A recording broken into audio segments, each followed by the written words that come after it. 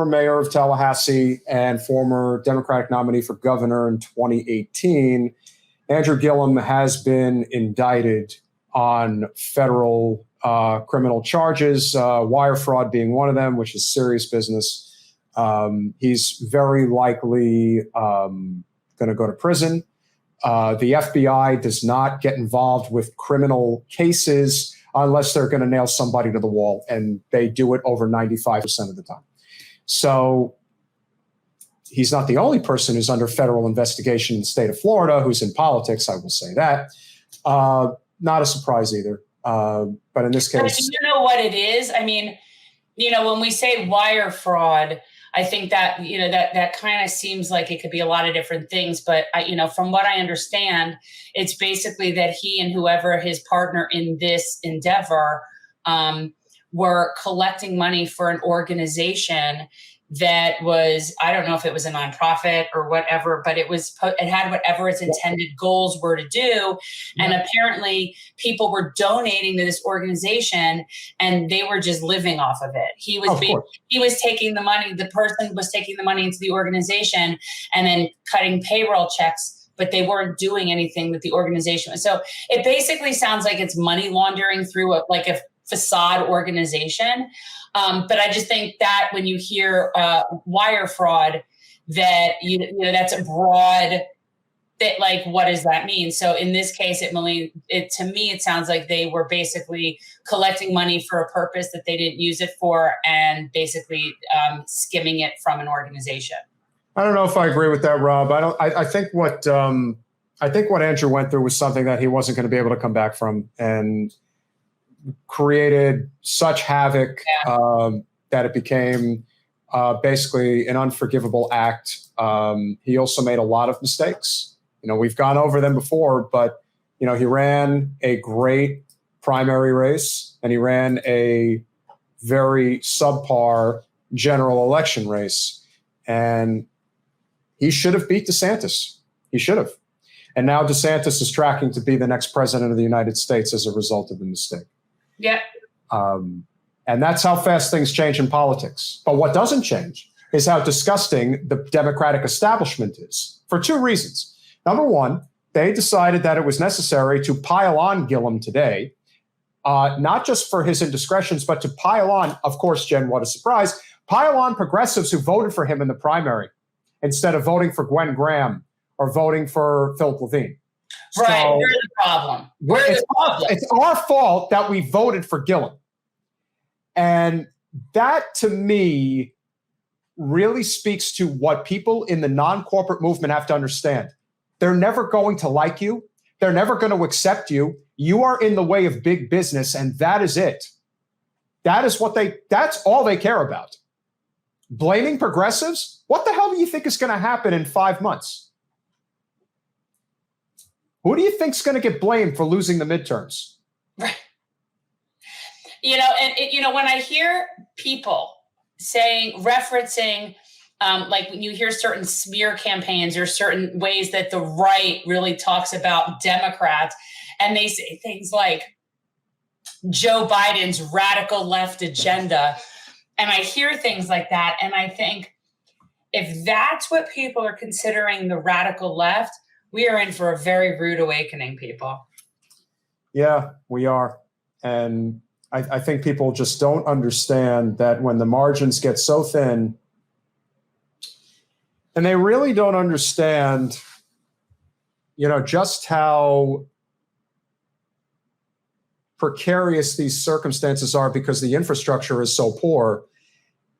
It all gets back to Debbie and everything else that's wrong with the Florida Democratic Party. So what Billy Corbin put out on social media about it, he feels like he was tricked. Yeah, again, it's like no one wants to talk about the fact that Ron DeSantis is not only an incumbent governor, but he is extremely popular with the Republican Party and independents. It doesn't matter what the Democrats think because he doesn't need their vote. So when I see Occupy Democrats putting out a push poll, let's be honest, it's what it is, saying that they did a poll that shows that Charlie Crist is up 1 percentage point on Ron DeSantis. I'd like to see the full detail in that poll. I want to know who you're polling, where you're polling them, and how many are getting polled. There's just no way. They did a poll. I remember this very well. They did a poll, I want to say at the end of the fall in 2015, that suggested that Hillary was up 59 points on Bernie in Iowa. Right. 59 points. But what you didn't know and what you didn't see was that the poll was a very carefully constructed poll, which basically only polled people that were over the age of 65, and they only polled registered Democrats, and it was only a sample of about 300 people. Now, I don't know about you, but in a state of 21 million people, if you're polling a few hundred people, and another thing that people have to remember about polling in politics, especially after what the Democrats have polled the last 6 years, Republicans lie when they get polled. In fact, they will say that Charlie Crist is who they're supporting, and in reality, they're supporting Ron DeSantis. So don't forget that there is a lot of dishonesty in how this is done. And it's also done for the purpose of raising money. Let's be honest, if there isn't a competitive primary, then what the hell's the point? No one's going to give money. So if you put a poll out there that suggests this, okay, maybe might be competitive. And I like Charlie, but Ron DeSantis has out fundraised the Democrats 7-8 to 1. I mean, and he's not even really campaigning that hard. So, like I said, I get it, but the fact that the Florida Democratic Party couldn't figure out a way to get Nikki Fried to endorse Charlie and make this potentially a competitive primary, knowing that Charlie has a 25-point lead on Nikki. And I don't really, I mean, honestly, I'm not getting the vibe from Nikki that she's really out there campaigning to try to either win. Well, she is obviously in her own mind, she's trying to win for herself, sure. But I don't see her as this person who's out there like actively like trying to help Charlie and help the party build momentum. Now, I think we could both agree that's what Annette Taddeo is doing. Is that fair?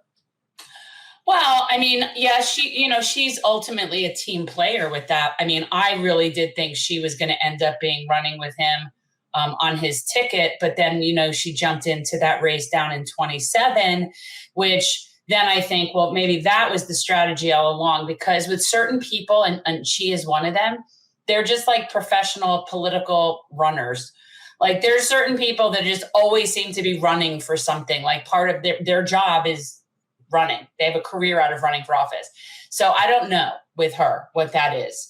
I don't know how much of it is really being supportive versus, being opportunistic.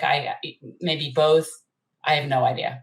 Well, I think, again, this is one of the big problems within the party infrastructure that we talk about all the time. It seems to be one thing after the other. But now that the one at the time, the one true rising star who had an FBI investigation going, now apparently has more than that. Lord knows how many heads may roll. It wouldn't surprise me in the least if Gillum takes a plea deal and may give up certain people. That wouldn't surprise me at all, especially being that he's in his early 40s and he's got 3 kids. Thanks for watching. If you want to support our mission to transform politics into service, please like this video, subscribe, follow us on social media, and consider joining our Patreon, where you'll get early access to our interviews as well as other exclusive content. Links are in the description. Peace out.